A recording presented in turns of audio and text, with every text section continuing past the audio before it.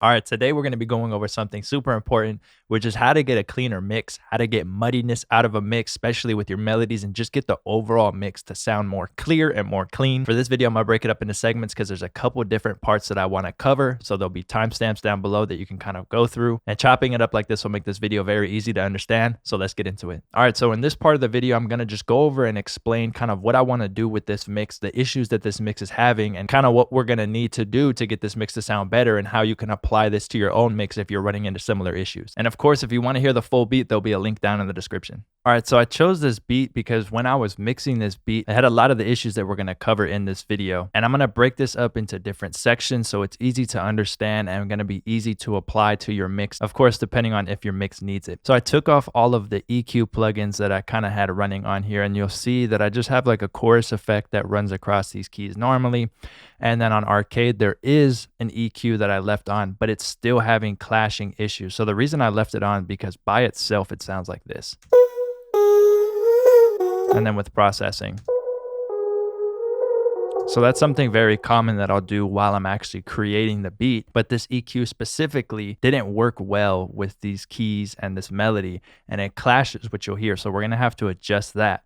And then the rest of the mix is really just leveled out. Let's just listen to this, and you're going to hear that a lot of these keys, melody, and this arcade vocal are clashing with each other.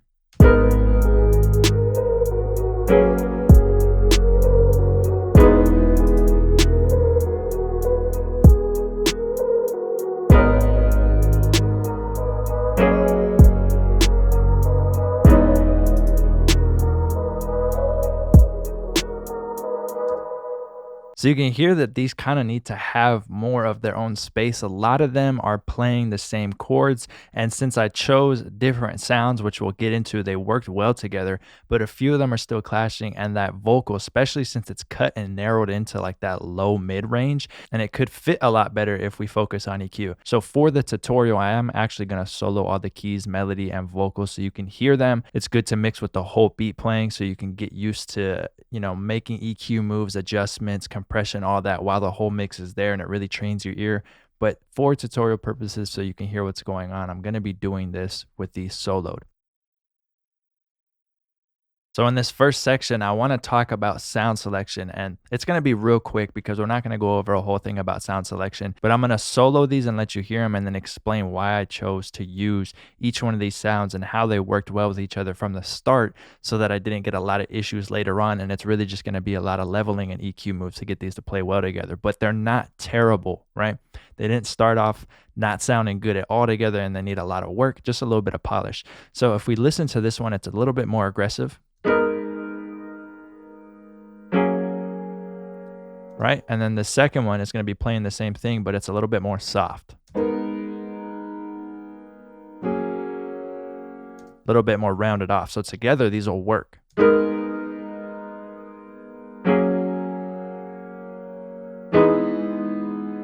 And then what's cool is I can kind of choose if I want to have it a bit more aggressive, then I can go ahead and, have this one louder, or I can lower this one and have the softer one that's more rounded be louder. So let's go over to the third one.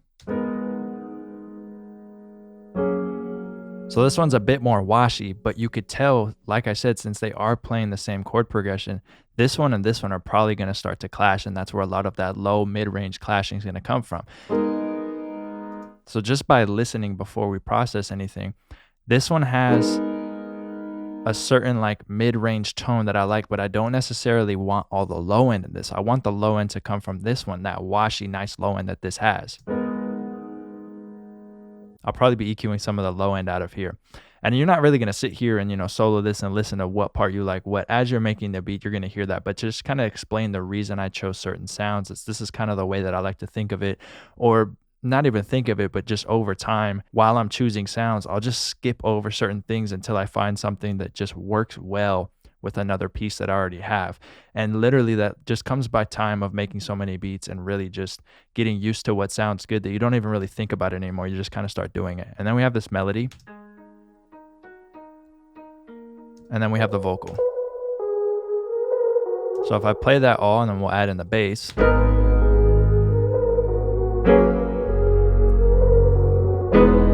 These ones are clashing a little bit and they're really clashing with that vocal. Let's bring in the melody.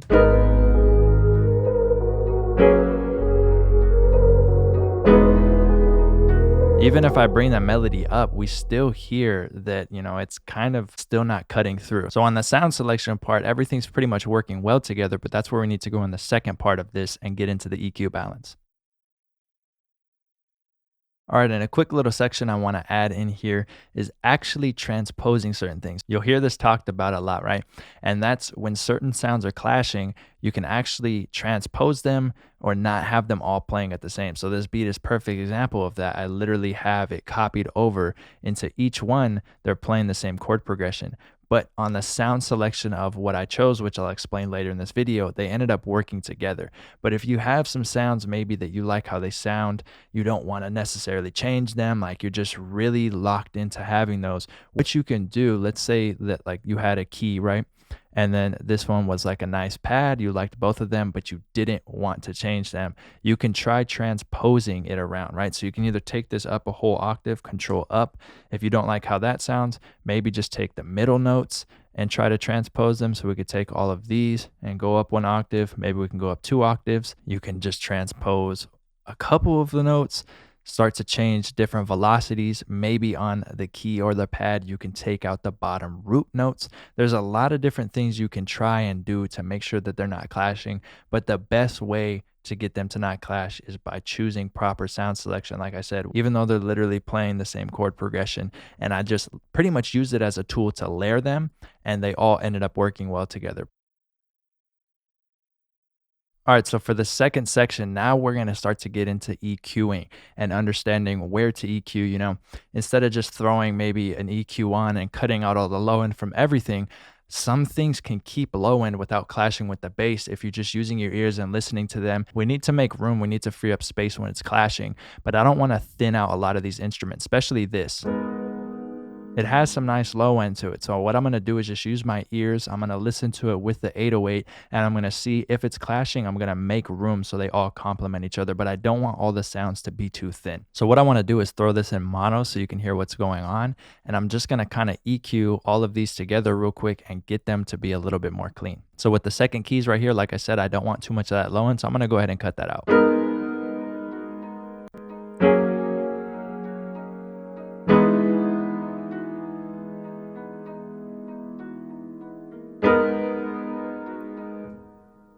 So I'm choosing to use a high pass. I'm going to keep like a gentle cutoff on it. We can use a low shelf as well, but it really depends. On a low shelf, it's a little bit more gentle. If we were to go over here and bring it out, you could see this is a little bit more gentle, right? We can adjust this to be kind of more aggressive like this, but it's never going to have the same cutoff as this because as you can see, it's just kind of shelving it off. So I do use low shelves a lot, but for this, I want to actually get rid of all that low end. So I'm going to go ahead and I'm going to use a low cut high pass filter, but I'm not going to go too aggressive on the cutoff. And I'm going to just bring this over until I start to hear that it sounds good. And I'm doing this in mono so we can really hear the clashing, right? And then when we get rid of the clashing and flip back to stereo, it'll be really wide.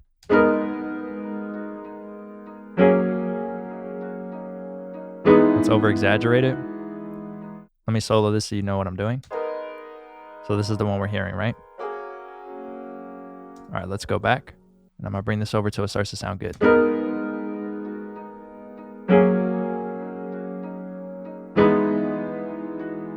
When it starts to get too thin, I'm going to back it off. All right, let's flip this back. Let's hear these two together with the EQ off. On.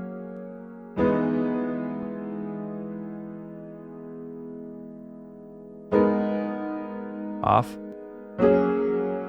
So just that one move already really opened this up and made it sound a lot better. So now just to move over to this one real quick, I'm going to go over here on an EQ. And I know this has like some low mids that I don't like that are building up that I like in the keys too. So I'm going to go over here to this one and I'm going to cut it out.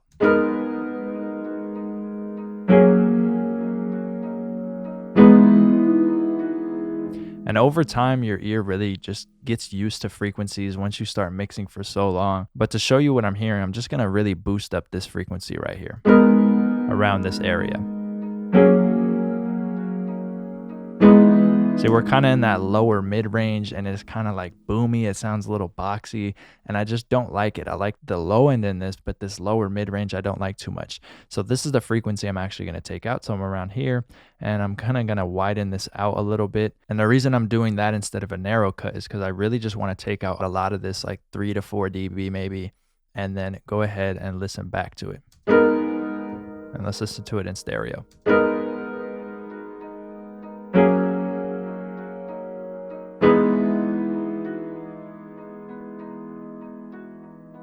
And then in keys 1, I'm kind of hearing that there's a little bit of mid-range too that's kind of, if we were to take it out, it would just kind of clean up the sound. So let's go find that. A little bit higher, right? The 4-500 range. It's like a nasty resonance in here. So I'm going to go in here and I'm actually cut this out by a couple dB. And let's listen to mono. Let's do before and after.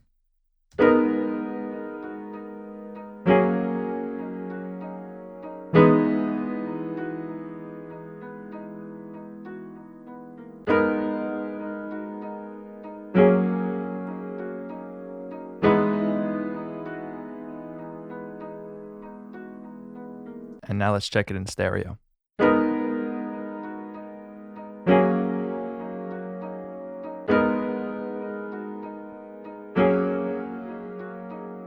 Now it's not so congested. We're hearing everything and it sounds more open. So the next thing we're going to do is come over to this vocal, because this vocal is causing a big issue too. Watch when I bring this in, since most of it's just mid-range on purpose, since I cut it out, it's going to cause some issues. You could obviously see where it's coming from and you can hear it a lot too. So what I'm going to do for this is bring up my low cut, and I'm going to bring it up a lot because I didn't want that in the vocal. This was similar to what I had when I was first making the beats. So when it came down to mixing, I heard the big resonance and I just went over here. I looked, it was obvious that it's right there, and I just went ahead and cut it out. So I went over here like this. So let's cut this out. And the next thing we're going to have to do is come over here and kind of bring this out a little bit more. Bring out a little bit more high end.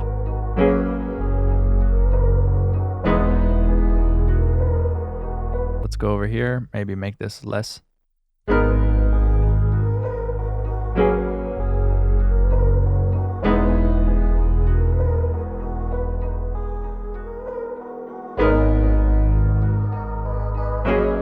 Let's go stereo.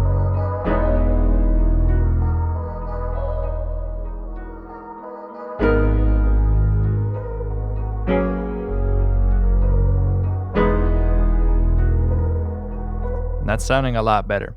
And then for this melody, I actually need to bring this up a lot more. I kind of mixed it quiet on this beat, but I actually do like it a little bit louder. So let's bring it up.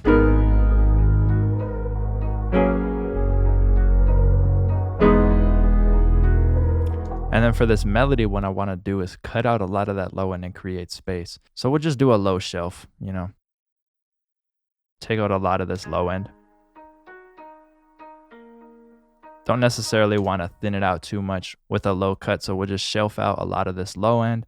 And then I want to come over here, get a reverb, and let's cut out some low end, bring up highs. Let's go like this, spread it out a little bit.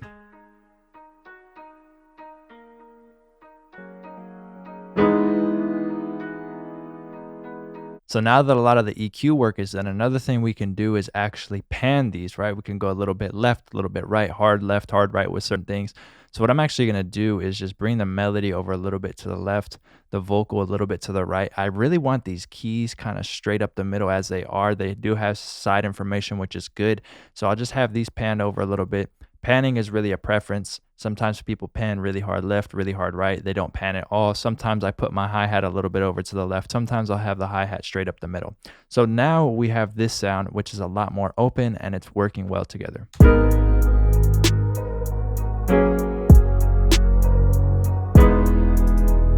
Let's take out a little bit of high end on this reverb.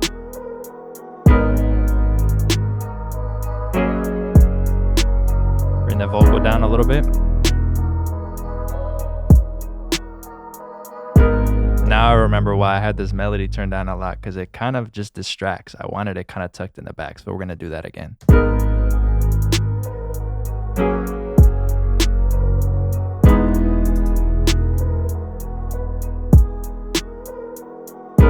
that's sounding good. Now it's open. We still have a lot of low end. We didn't necessarily just cut out all the low end, but every mix is going to be different. So that's why when I'm mixing certain things or you're watching, you'll see that I'm trying to explain it as if this is what I'm hearing on this sound source, so I'm gonna do this, right? Because 400 hertz on this piano might not be the same as yours, especially if we take these keys, right, and we transpose them up, it's gonna be playing at a different frequency range now, right? So of course, every single mix is gonna be different, but what you wanna do is use your ears, see when things are clashing, and then go fix it. So you really just have to train your ears on hearing it, and if you do hear it, just take an EQ and go hunt around for what you're hearing and just really train your ear, right? So let's say you're hearing like a huge resonance and something's clashing, just take an EQ, sweep around, see where you're hearing it, and maybe try to cut it out a little bit and see if that fixes it. All right, as always, thank you guys so much for watching. If you did like this video, leave a thumbs up. You can follow me on all social medias at Lifestyle Did It. Make sure to hit my site lifestyledidit.com for everything else. Other than that, subscribe to your boy, push notifications. Thanks.